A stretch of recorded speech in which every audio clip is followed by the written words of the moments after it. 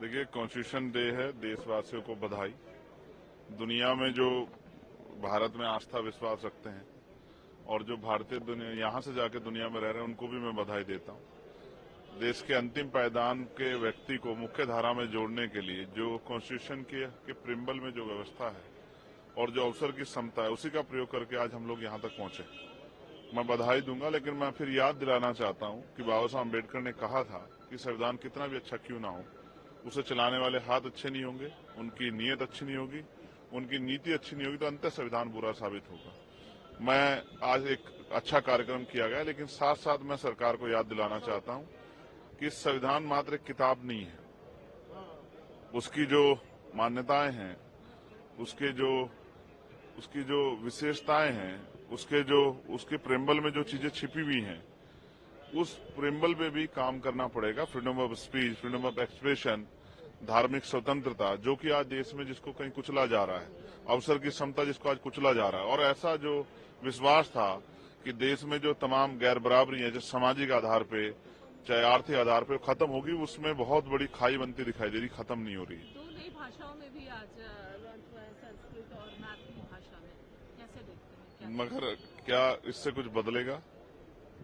आप ये समझिए कि जिस दिन से कॉन्स्टिट्यूशन जो है देश ने स्वीकार किया था और आज कॉन्स्टिट्यूशन वैल्यूज को पूरा करने के बारे में सोचना चाहिए। सरकार को बधाई, उन्होंने अपने जो करना चाहते हैं अपने एजेंडे पे किया है, उन्होंने मैथिली भाषा में, संस्कृत भाषा में किया, लेकिन क्या इससे लोगों के जीवन में बहुत बड़ा बदलाव हो जाएगा?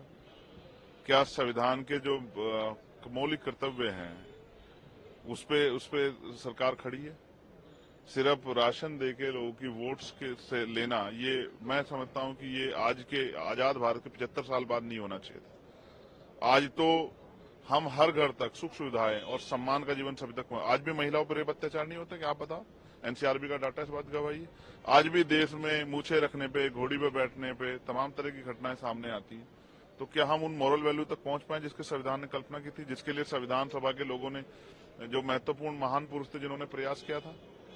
और फिर वो सपने कि जो राजनीति में वन वोट वन वैल्यू, राजनीतिक बराबरी आ जाएगी, लेकिन जब तक सामाजिक और आर्थिक गैरबराबरी खत्म नहीं होगी तब तक देश मुख्य धारा से नहीं जुड़ पाएगा अंतिम व्यक्ति।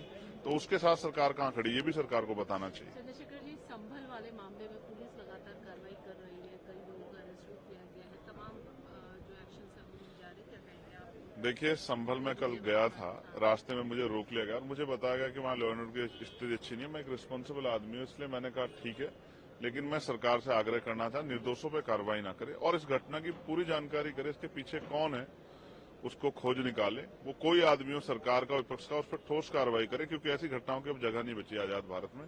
ना दंगे की, ना पथराव की, और ना ही पुलिस द्वारा गोली चला के हत्या करने की भी अब कोई जगह नहीं है।